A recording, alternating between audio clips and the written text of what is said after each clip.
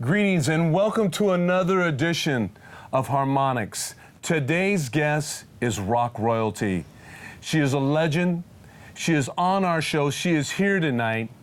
Dyan Derringer. Dyan, you are truly, it's so good to see you again. It's so great to be back here with you, Gregory. Oh, It's God. been so many years. Many years. And we've been through so much together out Yes. there in this world of rock and roll that we permeated in small little clubs like the Mabuhay and Yes. some of our other more Keystone Berkeley. Yes, you know. let's hear it for the Keystones. Woo! Woo!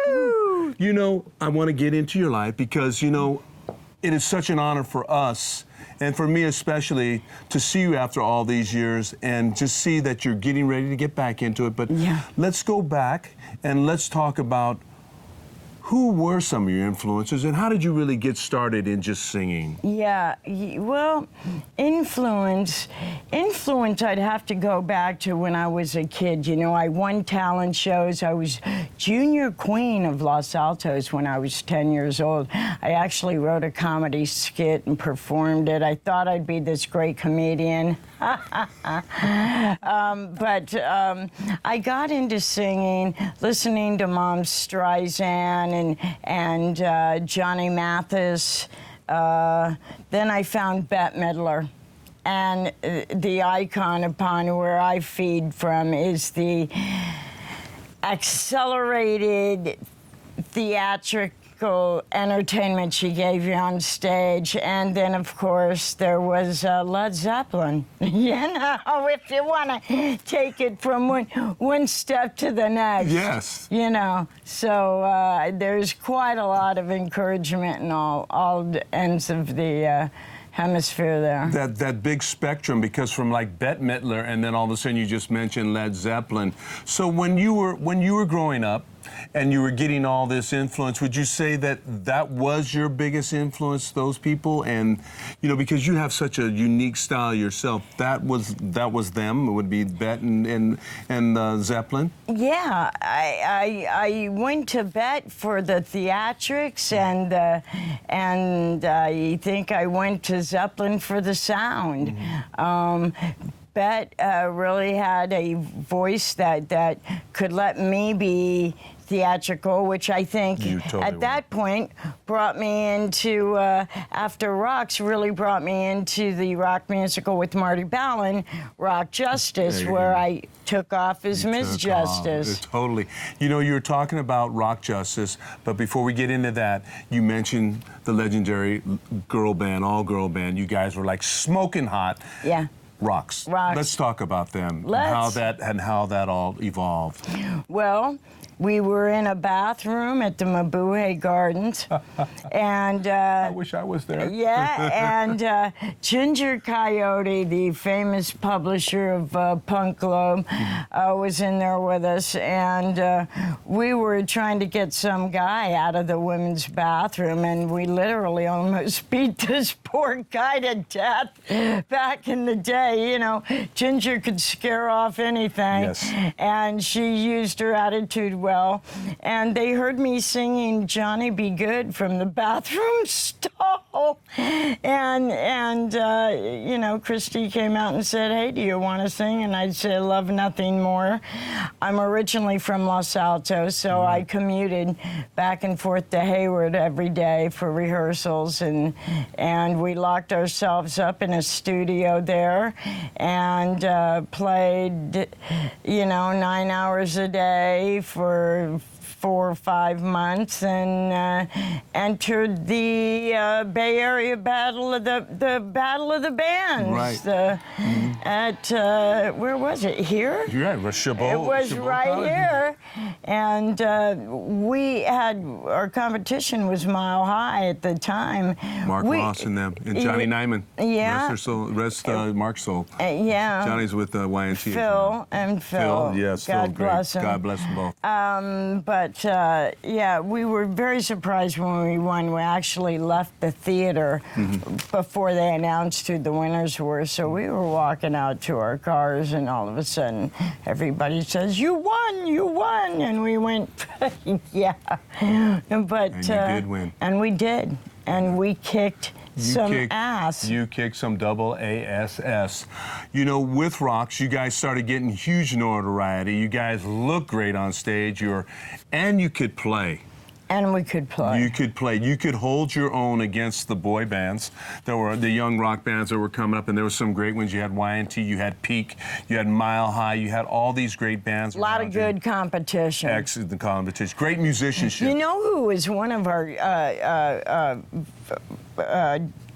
judges at the Battle of the Bands was Jimmy Lyons. Jimmy Lyons. Eddie Money's guitar player, if you don't know.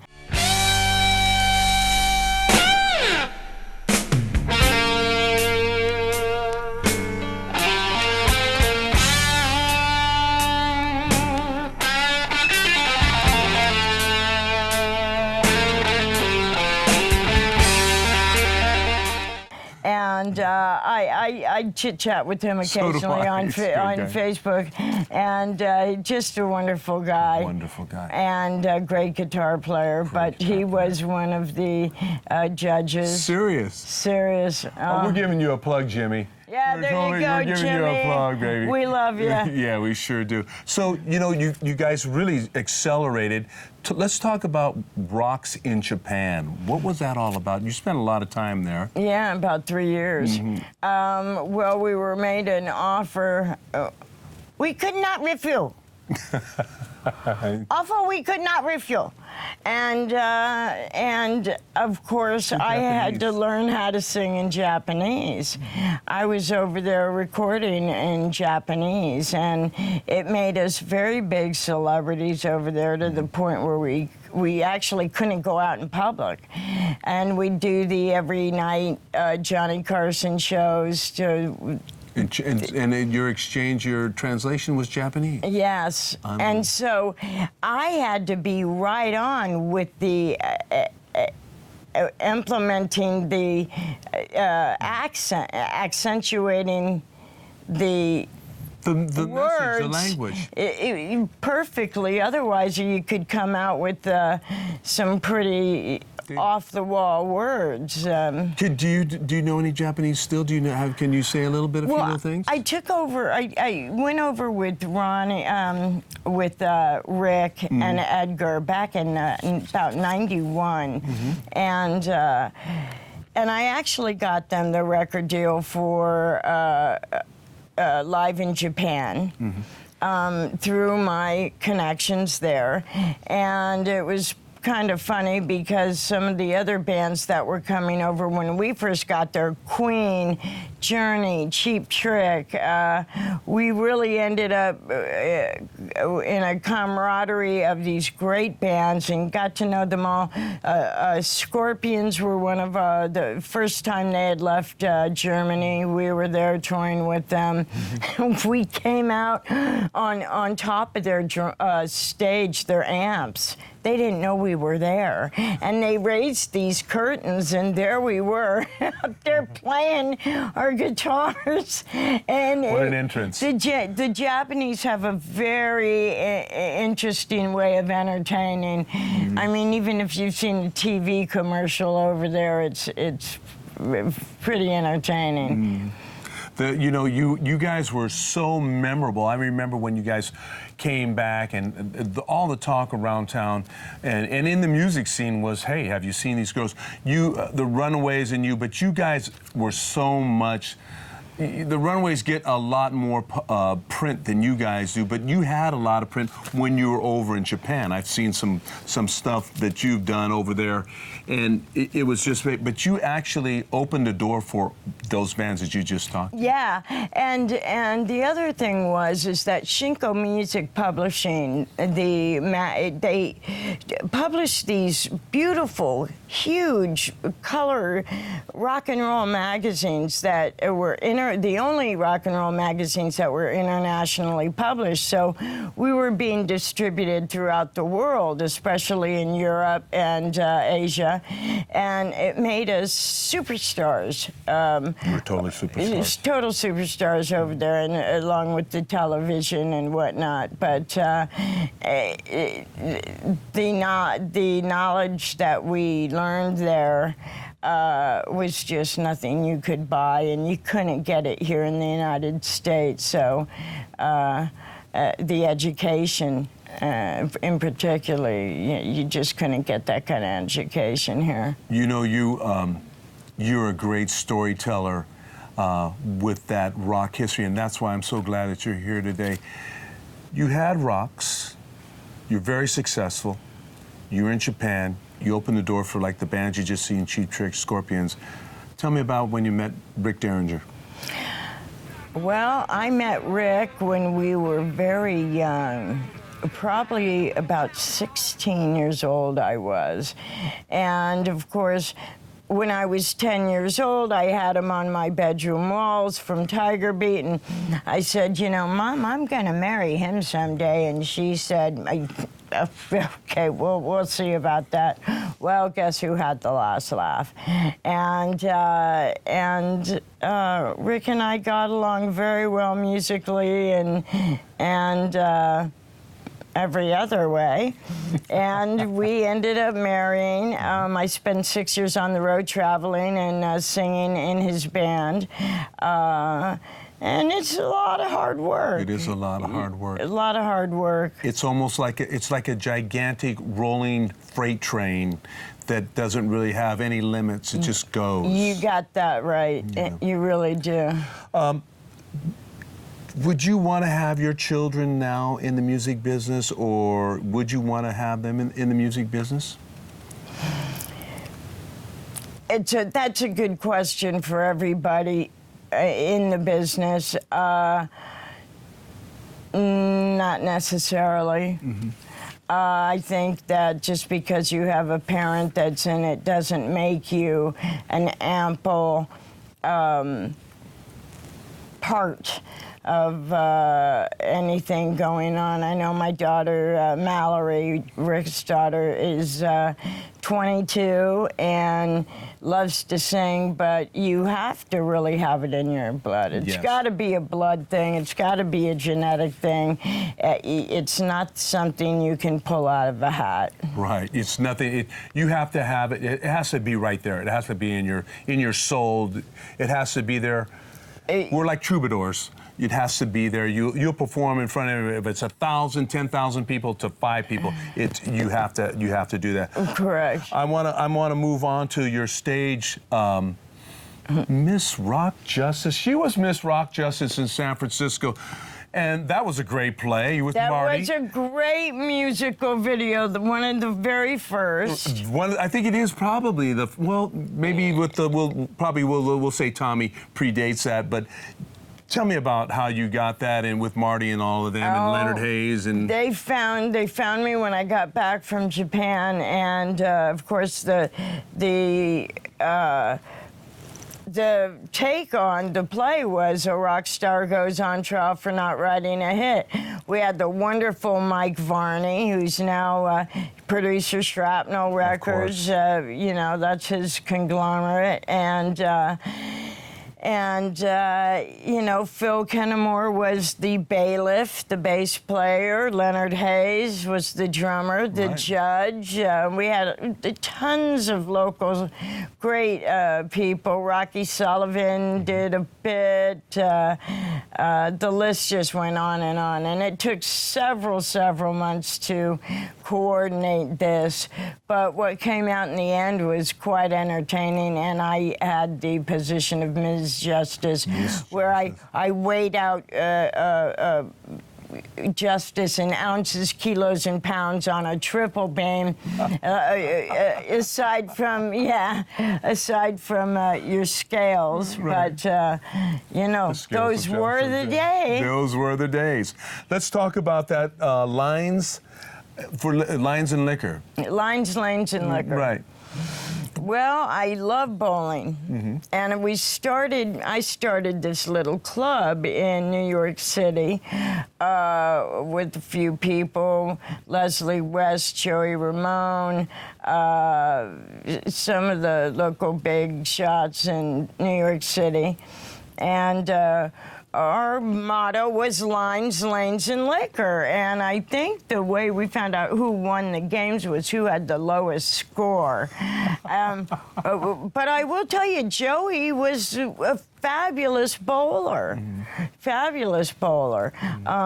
Of course, I don't know if you've ever heard this story, but Joey rarely, if ever, took his shoes off, his sneakers. So they kind of were embedded. They wouldn't move, so he had the best pair of bowling shoes going, so I think it was in the shoe.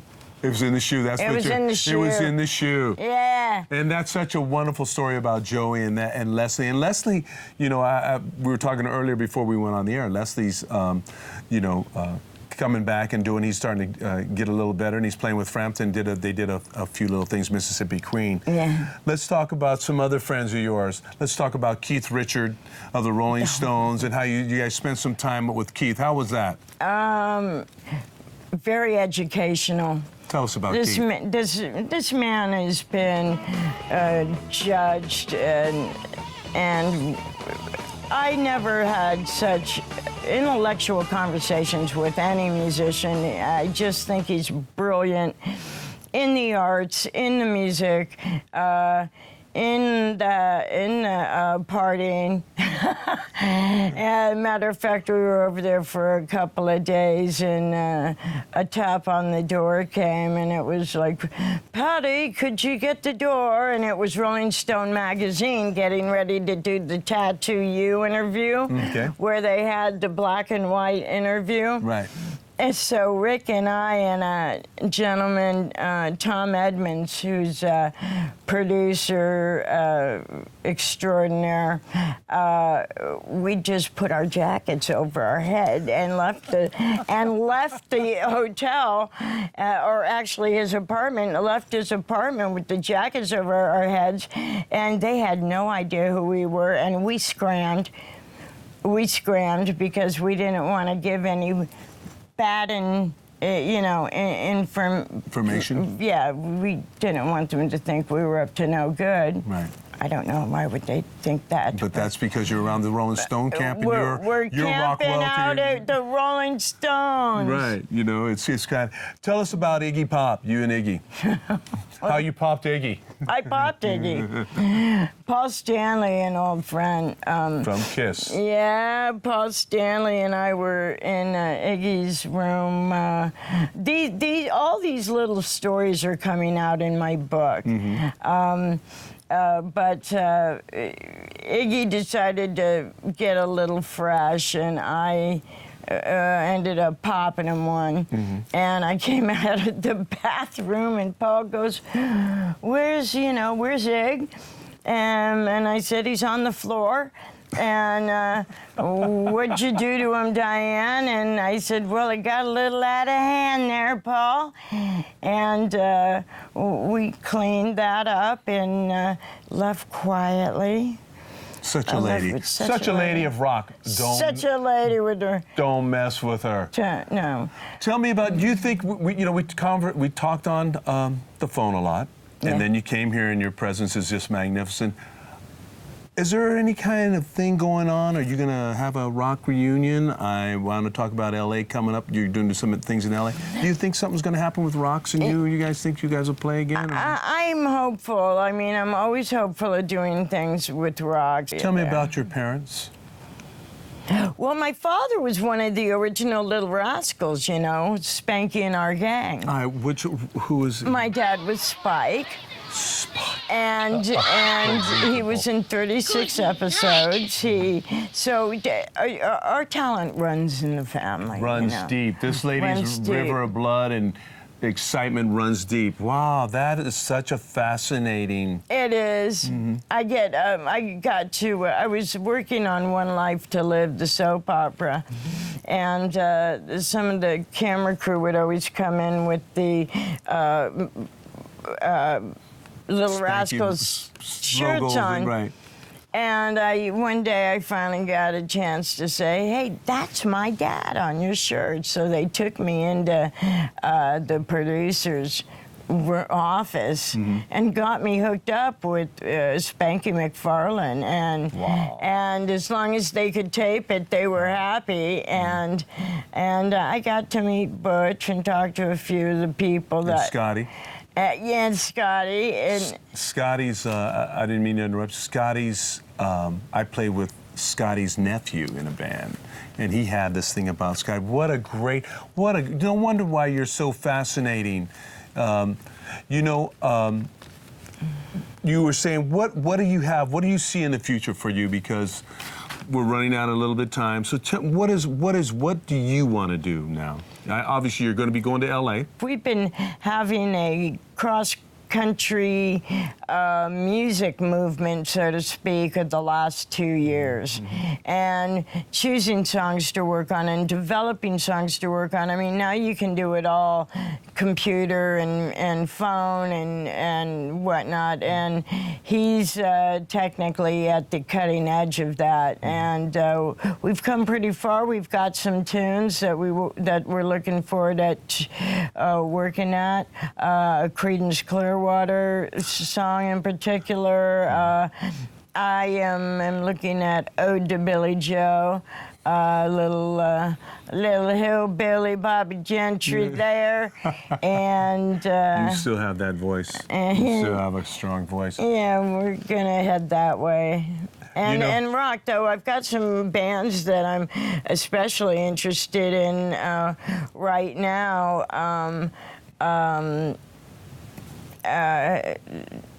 What was the name of the band? That's okay. Greg Hughes was Gary Hughes was. So we're going to close this up. And first, before we actually close it up, I want to tell you personally, from just my standpoint, thank you. Thank you for being here.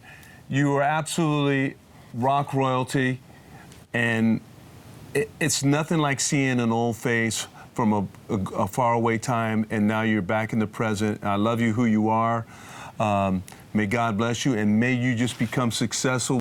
What we normally do, we look right in that TV thing, and we go to our camera, and we go just like this. We give everybody a shout out and a kiss. Mwah.